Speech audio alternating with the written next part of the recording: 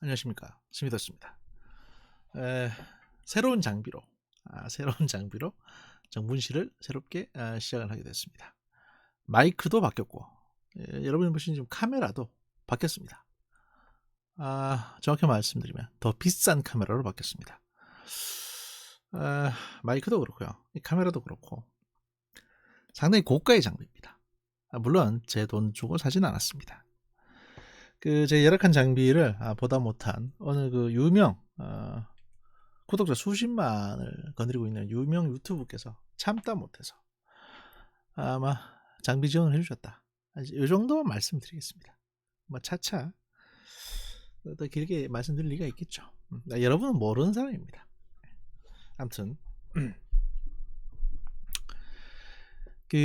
오늘 정분실은 말이죠, 뒤에 보시면 바로 이 방, 이게 대통령 집무실이거든요. 이게 여기.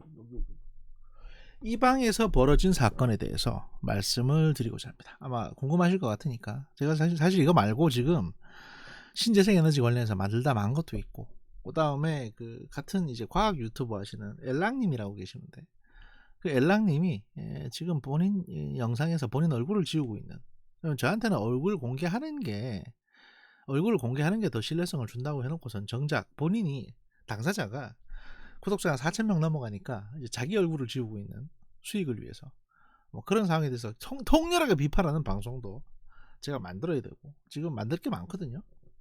이거 말고도 지금 산더미 같은데, 제가 왜 이 건에 대해서 말씀드리냐면 이게 상당히 좀 심각하고 중요한 건이기 때문에 그렇습니다. 일단 제가 이제 마이크 세팅을 처음 하고 하는 거기 때문에, 이거 보여드릴까요?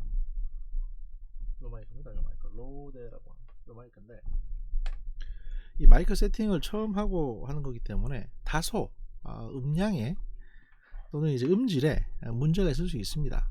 만약 그런 경우에는 나중에 이제 댓글로 볼륨이 크다, 볼륨이 작다, 또는 야, 예전게 난 것 같다 라는 식의 여러분들이 이제 의견을 주시면 제가 반영을 하도록 하겠습니다. 그러면 기사를 먼저 보시고 말씀을 드리는 게 좋을 것 같습니다. 물론 그거 말고도 이 김상욱 하이플래너, 현대해상 김상욱 하이플래너 건도 있습니다. 이 김상욱 하이플래너 특집도 있거든요. 왜냐하면 이분이 저한테 지금 제가 마지막으로 소개시켜 드렸던 이메일이, 안내 메일이 12월 24일 거였습니다. 12월 23일 날 보내주신 거였는데, 그 이후에 지금 5개를 더 보내주셨는데 제가 이거를 소개를 못했어요, 아직까지. 그래서 이분 것도 특집을 하나 만들어서 여러분들에게 보내드리겠습니다. 곧 보내드리겠습니다. 정분실은 아직 광고주가 남아있다 라는 말씀 드리고요. 정분실에 광고를 하시고 싶은 분들은 저희 트위터 계정 찾아오셔가지고 DM으로 광고 의뢰를 하시면 제가 웬만하면 실어드립니다. 또는 뭐 정분실에서 내 프로포즈 사연을 소개하고 싶다는 분들도 DM으로 보내주시면 제가 소개를 해드리겠습니다. 합법적인 한도 내에서 해드리겠습니다.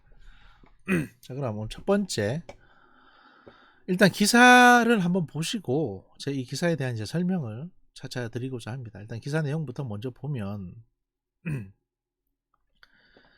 이게 이제 어제 저녁에 나온 기사죠. 사실 오늘 나온 기사들은 조금 방향성이 또 다릅니다. 그래서 이 기사들을 보실 때 사실은 내용만 그대로 보지 마시고요, 이 기자가 들은 여러 가지 미확인 정보들이 있을 겁니다. 근데 그 미확인 정보들을 그냥 썼다가는 나중에 큰 문제가 될 수 있거든요. 그렇기 때문에 원래 언론 기사라는 거는 팩트로 확인된 부분을 쓰거나, 아니면 요건 나가도 되고 요건 나가면 안 돼, 너만 알고 있어 라고 얘기해 준 내용 중에 진짜 쓰고 싶은 거를 행간에 담아서 내는 경우가 많습니다. 일단 어떤 일이 있었는지부터 먼저 한번 보시죠. 뭐 여기 쓰여진 게 다 사실이라고 할 수는 없지만 제가 나중에 다 설명드리겠습니다. 청와대가 17일 신현수 민정수석이 여러 차례 사의를 표명했다고 인정을 했습니다. 검찰 고위직 인사안을 박범계 법무부 장관이 민정수석을 패싱하고 문재인 대통령에게 사실상 직보한 것이 사의 표명의 직접적인 원인으로 파악이 됐습니다.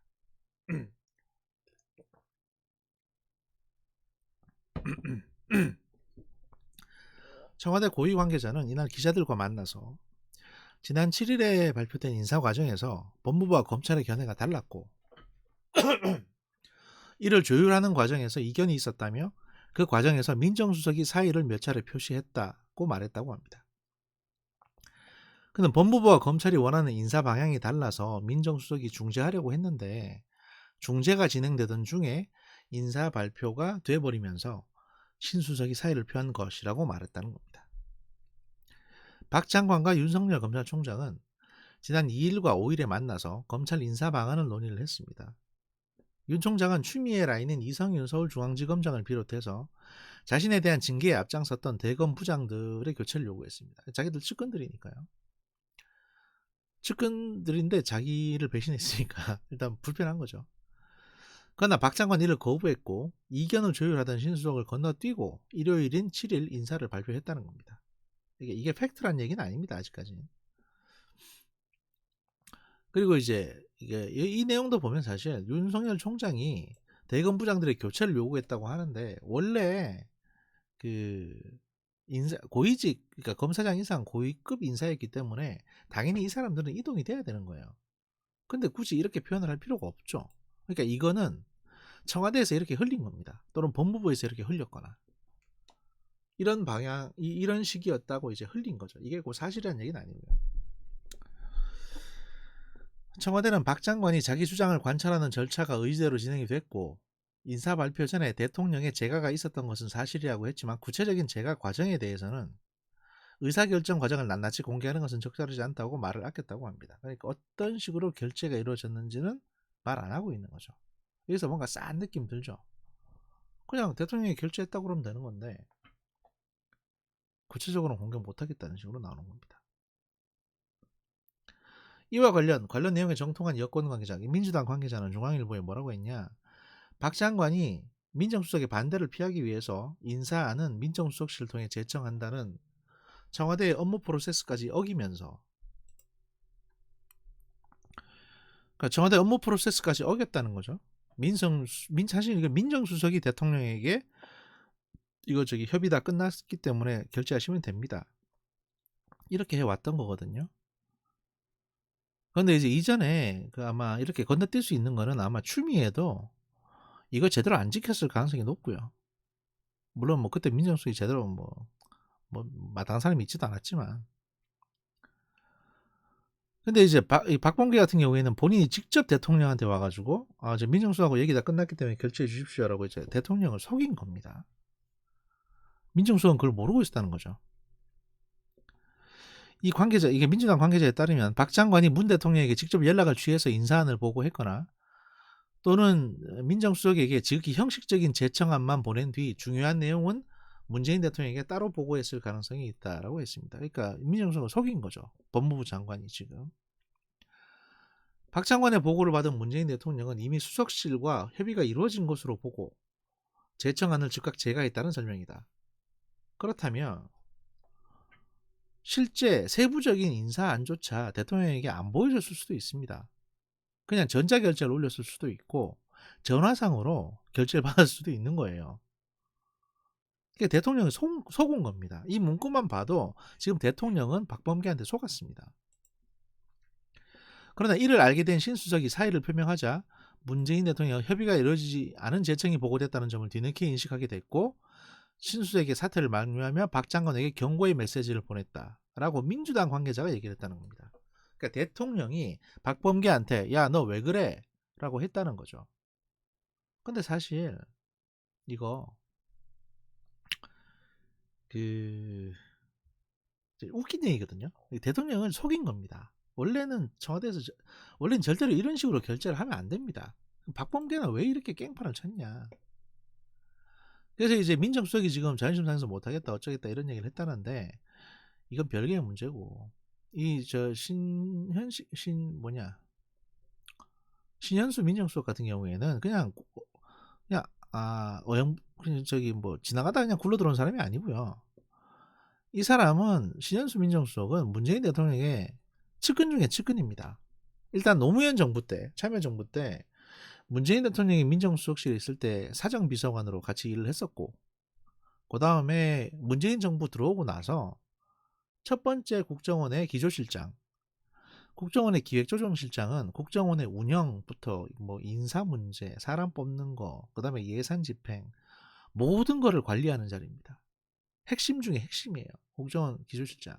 대통령의 최측근만 맡을 수 있는 거거든요. 그걸 이 사람이 했습니다. 그러니까 현 정부에서도 실세 중에 실세였죠. 근데 그런 사람을 무시했다. 도대체 무슨 목적으로? 대통령도 무시하고 실세 수석도 무시하고 박범계는 그럼 왜 그랬을까요? 자, 이 얘기를 제가 하고자 하는 겁니다. 그 후속 보도들이 있습니다. 후속 보도들이 있는데 이런 건 사실 중요한 내용은 아니고, 그 다음에 뭐 여러 가지, 어제부터 여러 가지 뉴스들이 나왔습니다. 근데 이런 것들이 워낙 이제 민주당에서 나오고 청와대에서 이런 얘기 흘리고 뭐 이렇게 하는 것들인데, 또는 뭐 이런 얘기도 나왔어요. 친인척 감시 특별감사관 임명하자고 신현수가 대통령에게 이제 제안했는데 청와대에서 묵살당했다. 뭐 이런 얘기도 있는데, 이거 다 그냥 어떻게 보시면 또 이제 한겨레에서는 청와대와 검찰 깊은 갈등의 골 때문에 이런 일이 생겼다는 식으로 또 얘기하고 있죠. 이거는 연막이라고 보시면 됩니다. 연막. 자, 그럼 어떤 내용이냐? 제가 추측하기로, 이건 뭐 지금부터 제가 추측한 내용을 말씀드리는 거니까요. 이 사건의 핵심은 박범계가 문재인을 완전히 무시했다는 것에 있습니다. 그걸 청와대가 언론에 얘기하고 공개적으로 인정하고 나서기까지 했죠. 이건 신현수를 달래자는 목적이 아니고 소위 문바들에게 범인은 박범계다 라고 청와대가 외치고 있는 겁니다. 행간을 보셔야 되는 거예요. 관련 기사에서는 여러 가지 내용이 나오고 있습니다. 내용을 보면 뭐 백운규 산업부 장관의 이제 영장 문제로 대통령이 빡쳤다, 또는 검찰개혁의 취지가 제동이 걸릴 듯해서 그랬다, 또는 신현수가 문재인에게 특별감찰관 임명을 건의했는데 이게 안 먹혀서 이제, 또는 이게 괘씸해서 문재인이 경로했다, 뭐 이런저런 얘기들이 나옵니다. 통상 민주당 쪽이나 여권 인사들 또는 청와대에서 이런 얘기들이 기자를 통해서 이제 흘러나오는데, 이거는 사실이 그렇다는 게 아니고 이런 얘기를 하는 사람들의 의도가 국민들이 그렇게 생각하도록 하는 목적에서 이렇게 방향을 저거예요, 저거 보세요 라고 이제 하는 거지, 이게 진실은 아닌 거예요. 이런 어떤 부수적인 얘기들이 말하고 있는 방향성은 하나입니다. 문재인 대통령이 컨트롤하고 있다는 거. 그러니까 뭐 앞에서 백운규 영장 문제로 빡쳤든 검찰개혁 취지가 제동이 걸려서 빡쳤든 어쨌든 문재인 대통령이 모든 걸 인지하고 결정을 한 거다라고 얘기를 하고 있죠. 민주당 사람, 특히 청와대에서는. 왜 그렇겠습니까? 문재인이 바보가 아니다. 문재인이 모르고 당한 게 아니다. 박범계한테. 박범계가 문재인 무시한 게 아니다. 대통령이 지금 레임덕 상태가 아니라는 거를 자꾸 강조하기 위해서 이런 하나의 여러 가지 얘기들을 흘리면서 이런 방향성을 제시하고 있는 것 뿐입니다. 그럼 핵심은 뭐냐? 박범계가 문재인 대통령을 개무시했다는 거예요. 그 이유를 제가 좀 설명드릴게요. 박범계를 법무부 장관으로 선택한 것은 문재인 대통령이 아닐 가능성이 높습니다. 소위 민주당의 소위 친문 그룹이 그랬을 가능성이 높습니다. 현 정부의 장관직은 대부분 그랬습니다. 실제로 지금 문재인 대통령도 여러 사람 중에 한 명일 뿐이지 자기가 모든 걸 다 짊어지고 이 자리를 획득한 사람이 아니에요. 요정 의원처럼 보좌관 한 명 마음대로 임명할 수 없는 일부 지분만을 갖고 있는 사람인 겁니다. 그래서 이제 윤해 장관 같은 경우에는 자기 지분일 테고, 뭐 김현미 장관은 본인이 임명 안 했을 수도 있습니다. 이해찬 씨가 밀어붙였든 또는 그 뒤에 386이 밀어붙였든 또 누가 밀어붙였든 간에 누구의 이익을 대변해서 대통령이 그냥 오케이 해줄 가능성이 높아요. 제가 예전부터 문재인 대통령을 집권 초기에 이제 영조 임금에 비유를 한 이유가 바로 이겁니다. 왜냐하면 집권 초기 영조는 노론에게 멱살이 잡혀 있었습니다. 왜냐하면 노론이 꽂아준 왕이니까. 심지어 영조가 자기 형을 독살했다. 자기 형 이제 경종인가 뭐 경종을 계장과 생감으로 독살했다는 얘기까지도 나왔지 않습니까? 그런 얘기가 나오면 누가 흔들립니까? 영조가 흔들립니다. 친척을 독살하고 자리를 찬탈하는 게 되니까. 그럼 그런 얘기를 누가 흘렸겠어요? 소론이, 그러니까 영조에 반대하던 소론이 흘렸겠습니까? 아니죠. 그런 얘기 흘렸다가 지들이 죽는데? 임금은 영조인데? 당연히 노론이 흘린 거예요. 영조 편인 노론이 이런 얘기를 흘린 겁니다. 왜냐? 왕이 되고 나서 노론 말을 안 듣기 시작하니까. 노론이 꽂아준 임금이라는 거죠. 문재인도 다르지 않았습니다. 강경화는 반기문이 대선을 포기하는 대신에 꽂아준 지분이라는 소문이 파다했죠. 이런 식으로 장관직을 나눠먹게 한 겁니다. 그렇다면 박범계는 누구의 이익을 대변하는 것일까요? 그가 한 행동들을 보면 이성윤을 유임시키고 한동훈을 막고 윤석열의 대검 보좌진 개편을 막아서 감시역을 계속 유지시켰습니다. 이건 현 정부 부패범죄 수사를 방해하는 행동이죠. 검찰의 부패 수사를 방해하는 겁니다. 계속. 박범계가 왜 그랬을까? 그것도 한패이기 때문이죠. 이 기사 기억나시죠? 라임 브로커로 돌아다니는 인간이 박범계 정무특보였다. 어떤 식으로 돈이 흘러들어갔을지는 아무도 모릅니다. 라임, 옵티머스, 그리고 드러나지 않는 수많은 펀드들이 있습니다. 그래서 그들은 정권 교체 시까지 수사를 막아야만 했고 내년도 절박했습니다. 현재 당대표인 이낙연에게 옵티머스가 들러붙은 것도 문재인의 사위에게 K런이 들러붙은 것도 다 그렇게 같이 구정부를 뒤집어 씌워서 공범으로 만들어야 할 만큼 절박했기 때문입니다. 민주당의 제가 보기엔 거의 대다수의 정치인들이 여기에서 뇌물을 받아먹었을 가능성이 높습니다. 물론 자한당 의원도 몇몇은 받아먹었을 거예요. 왜냐하면 라임이나 옵티머스 같은 펀드들이 문재인 정부 출범하고 나서 생겨난 펀드는 아니거든요. 라임은 박근혜 정부 때도 있었습니다. 당연히 청와대 실세들한테 들러붙는 거죠. 민주당의 새로운 대권 주자가 들어서고 민주당 정권이 유지된다면 그들의 이런 범죄 은폐는 다시 5년이라는 시간을 벌 수 있을 것이고 민주당이 어떻게든 이재명을 낙마시키고 이낙연이나 이광재를 대권 후보로 만들고 싶은 것도 이런 이유 때문이죠. 한패들이니까. 근데 이재명은 싫어합니다. 왜냐하면 이재명은 그런 식으로 돈 받아먹진 않은 것 같거든요. 받아먹었으면 벌써 튀어나왔겠지. 그러니까 이재명이 대통령이 되면 당연히 복수할 거니까 이 민주당 인간들에게, 그리고 지금까지 자기들 괴롭혔던 문바들에게 어떻게든 이재명이 대통령 되는 걸 막고자 하는 거죠. 그래서 그 대통령 후보 경선을 미루자 뭐 이런 얘기까지도 나오고 있다고 하죠. 관례상, 지금까지 관례상 청와대에서 벌어진 일은, 특히 대통령의 인사 관련된 일은 외부로 공개 안 하는 게 철칙입니다. 그게 왜냐하면 이거는 문재인 대통령을 보호하기 위해서가 아니라 대한민국의 대통령의 어떤 그 격을 보호하기 위해서 그 청와대 측근들은, 청와대 소속 구성원들은 이 청와대 내에서 어떤 일이 있었는지에 대해서는 얘기 안 합니다. 원래 얘기를 하더라도 그 정권 끝나고 나서 하든지 회고록을 통해서, 아니면 한 4, 5개월 뒤에 얘기가 나오는 게 일반적인데 이건 지금 다음날 바로 얘기가 나왔어요. 어떻게 됐는지. 그리고 심지어 대통령이 모르고 결재했다는 워딩까지 언론에 써가며 파격을, 어떤 그 인터뷰를 하고 있습니다. 어떤 일이 과연 있었을까? 아마도 민정수석이 박범계에게 인사안을 전달했을 겁니다. 이성윤 좌천시키고 한동훈 복귀시키고 뭐 그리고 윤석열 측근도 좀 교체해주고, 아니면 적어도 이성윤은 그냥 두더라도 다른 것들은 들어줘서 총장 좀 풀어줘라. 이게 대통령의 화합의 메시지이기도 하다라고 이제 뭐 자기가 대통령한테 건의했을 테고 대통령이 그럼 잘 협의해보라고 했겠죠. 근데 박범계는 이걸 개무시하고 민정이 올려야 하는 결재를 법무부 장관이 직접 대통령한테 가져가서 민정이랑 협의가 다 끝난 상황이니까 결재해 주십시오라고 한 거죠. 이게 왜 이런 구조냐면 일반 저기 과장이 부장한테 결재받는 구조하고는 달라요. 달라서 그런 겁니다. 왜냐하면 생각을 해보세요. 이 결재판 안에 뭐 이렇게 자세하게 뭐 명단 다 넣고 그럼 대통령이 이걸 다 보면 중앙지검장은 예구나, 또는 남부지검장은 예구만 끄덕끄덕 이럴 것 같습니까? 아니에요.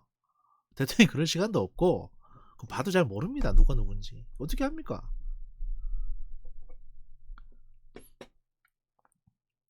그러니까 앞면에 인사안 결재라고 별도 결재 문서, 서명란 만들어 놓고 세부 인사 명단은 첨부로 붙이던가 아니면 안 붙였던가 이미 협의 다 끝났다 뭐 이렇게 얘기했던가 구라를 쳤겠죠. 대통령이 그거 일일이 그거 들여다보고 결재하겠어요?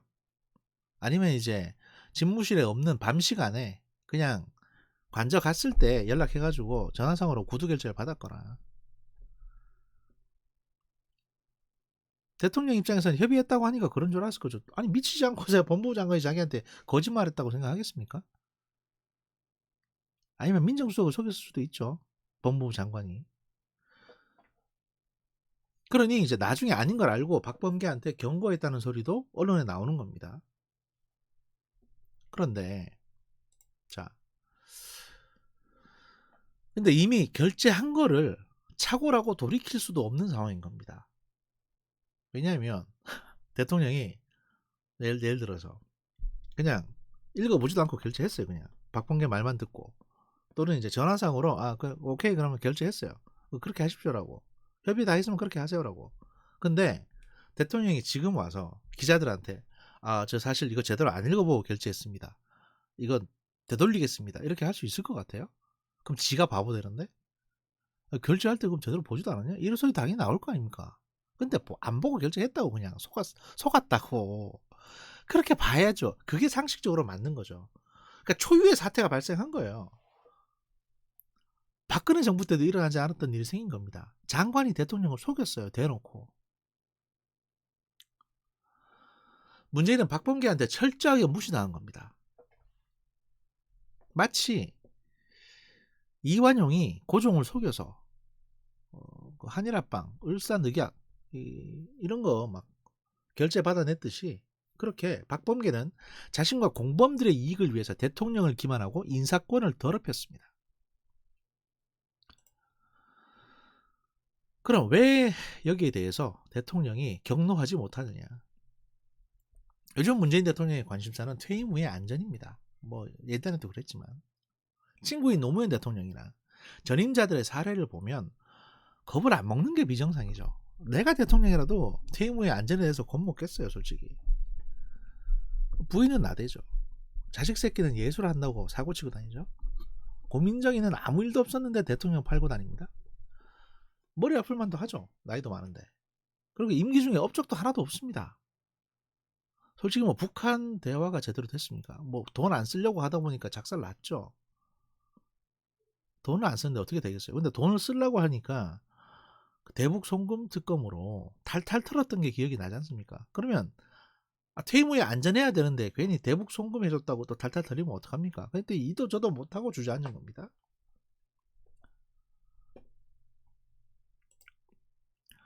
그럼 이런 상황에서 지금 퇴임 후에는 검찰 수사는 불보듯 뻔합니다. 조국이 더럽힌 도덕성, 지인들 돈 벌게 해준 탈원전, 태양광, 세월호만큼 치명적인 타격을 주고 있는 코로나, 박원순과 오거돈의 역종 덕분에 그 시장 선거에서 이제 탈탈 털리게 생겼죠.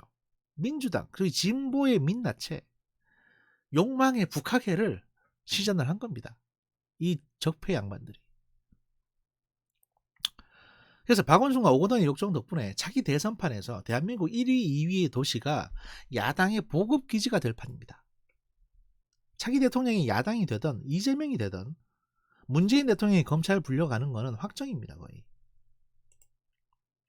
그러니 어떻게든 자신의 안전을 위해서 지금 박범계를 내치지 못하고 무시를 당하면서도 참고 있는 겁니다. 자기 사위인 서모 씨도, 서종철인가 뭐 서모식인가 이름이 있었는데, 걔도 받아 먹었으니까. 참고로 노무현 대통령 외부 검찰에 불려갔냐면 그 사위가 돈 세탁한 것 때문에 불려간 겁니다. 외환 유출인가 뭐 그것 때문에. 신현수 민정수석은 문재인 정부 출범 초기부터 국정원 기조실장을 맡을 만큼 문재인의 오랜 지지자였고 친구였습니다. 그럼 그가 이렇게 나올 정도라면 대통령의 퇴임 후 계획에 대해서 큰 불만이 있는 거라고 봐야 되겠죠. 자신의 안위를 위해서 범죄 수사라는 사회정의 실현에 대통령의 의지가 약하고, 대놓고 박범계가 무시당하면서도 그냥 참으라고 하는 대통령의 태도에 무력감을 느꼈을 가능성은 높습니다. 여기까지가 일어난 사건입니다, 지금까지. 그러면 과연 지금 문재인의 청와대에 아무런 미래가 없을까요? 대책이 없을까요? 제가 그 트위터에서 제갈량 코스프레를 하고 다니거든요, 제갈공명처럼. 제가 여기서부터는 제가 제안을 하나 드리면, 방법이 아예 없는 건 아닙니다. 스미더스의 아이디어. 당장 박범계를 해임하고 후임 법무부 장관으로 윤석열을 지명하면 됩니다. 그렇게 되면 두 가지 효과가 있습니다. 첫 번째, 레임덕을 막을 수 있습니다.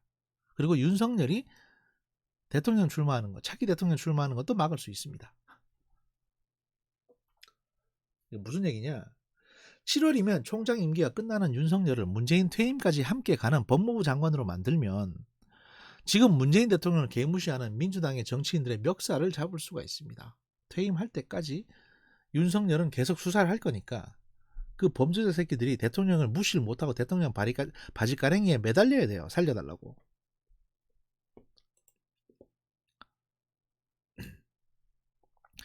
동시에 윤석열이 보수의 대권 후보로 출마하는 것도 막을 수가 있게 되는데 이건 왜 이런 거냐 하면 저는 사실 윤석열이 대통령 후보로 나오는 것이 개인적으로는 바람직하지 못하다고 생각해 왔습니다. 지금까지는. 그런데 이런 아이디어가 있을 수 있습니다. 뭐냐? 지금처럼 윤석열 본인뿐만 아니라 이 후배 검사들까지 박해를 받고 있지 않습니까? 그러면 윤석열은 그러니까 나름대로 의리가 있는 사람이니까 자기 인생은 그냥 그렇다 쳐도 야, 내 훌륭한 후배 검사들이 저렇게 썩고 있는 거는 못 보겠다. 이런 생각에서 자유한국당하고 지금 국민의힘당하고 타협할 수 있어요. 뭘 어떻게 타협하느냐? 대선에 보수 후보로 나오겠다. 조건은 나라 운영은 자한당이 해라. 난 부패 수사를 완결짓고 내각제든 중임제든 개헌을 하고 나면 바로 퇴임하겠다. 원래 개헌을 하게 되면 대통령 임기는 그 즉시 중단되게 돼 있습니다. 예를 들어 내각제로 바꾸게 되면 바뀐 내각제 헌법 하에서 선거를 해야 되기 때문에 대통령 임기는 거기서 끝나거든요. 그게 보통 올 초에도 그 얘기 나왔었는데 그게 이제 2년이면 2년 뭐 이렇습니다. 그래서 2년만 하고 관둘 수 있는 거예요. 그런 조건으로 윤석열이 대선에 출마한다 칩시다. 자한당도 오케이 해가지고 그러면 서울시장이 된 안철수가 배후 지원을 해주면 민주당이 뭔 수로 이걸 이길 겁니까? 그리고 이렇게 되면 문재인 퇴임 후 안전도 위태로워집니다. 대통령 개인적으로는. 적어도 문재인 정부 하에서 윤석열이 수사를 해서 결과를 내면 이거는 문재인에게는 일단 안전한 보증수표가 되는 거예요. 왜냐하면 이건 전제는 그렇습니다. 대통령 개인은 아무 돈도 받은 적이 없다는 걸 전제로 했을 때 그렇다는 얘기입니다. 그리고 윤석열 총장이 문재인 대통령에게 인간적으로 이제 애정이 좀 있기 때문에 웬만하면 대통령까지 이렇게 수사 대상으로 끌어들이고 싶어 하지 않는 모습들을 많이 보여왔거든요. 왜냐면 그 박근혜 정부 하에서 박해받던 자기를 어느 정도 이제 구해주고 은인이기 때문에 인간적인 어떤 애정은 있는 걸로 알고 있습니다. 그러니까 이제 문재인이 살려면 윤석열이 법무부 장관이 돼야 되는 거죠. 근데 솔직히 윤석열이 법무부 장관 하겠다 그러면 인사청문회에서 좀 시끄러울 수는 있겠지만 솔직히 뭐 걸릴 게 뭐가 있습니까? 인사청문회 그냥 패스지. 민주당 애들이 어떻게 윤석열을 막을 수가 있겠습니까? 대통령이 임명하면 그만인데. 문재인 대통령을 지키고 싶다고 오만 난리치던 문바 여러분. 여러분들이 지금 공격해야 될 대상은 박범계입니다. 대통령을 개무시하는 박범계예요. 박범계를 공격하지 않는다면 말이죠. 여러분들은 문바가 아니고 문재인을 지키는 게 아니고 옵티머스 라임에서 뇌물 받은 민주당의 범죄자 새끼들을 지켜주는 그냥 사이버 용역일 뿐입니다. 이게 사건의 전모고 저의 해결책입니다. 아직도 늦지 않았습니다. 문재인 청와대에서 한 달에 300만 원만 주시면 제가 문재인 정부의 안전한 퇴임과 문재인 자녀 임기 동안의 문재인 정부의 성공, 또 대북 정책 성공 이런 것들을 위한 여러 가지 아이디어를 제공해 드리겠습니다. 한 달에 300입니다. 물론 이제 내고 가능합니다. 그 스민더스의 정보분석실 오늘 저녁 시간은 여기까지 하고요. 새벽에 다시 녹음을 하도록 하겠습니다. 저희 애들 밥을 지금 챙겨줘야 되는 관계로 일단 오늘은 여기서 바이바이 하는 걸로 바이바이 하는 걸로 하겠습니다. 감사합니다.